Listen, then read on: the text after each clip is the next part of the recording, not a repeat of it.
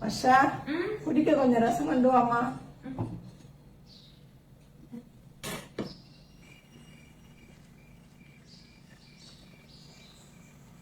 டேய் என்னடா ரசம்? மாட்டு முகம் மாட்டுக்கலாம் நல்லாவே இல்லை. நல்லாதான் இருக்கு. இப்போ கொண்டாடி செஞ்ச நல்லா தானே இருக்கும். குட்டோ இங்க வாய.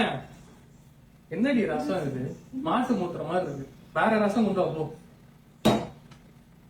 சொல்லிட்ட போதுமா? புதுச்சு வரும். A few moments later. என்னடி இது? இதுதான் மாட்டு மூத்திரம். அந்த இது மாதிரியே இருந்துச்சு. நல்லா இருக்கு ரசம், சூப்பரா இருக்கு.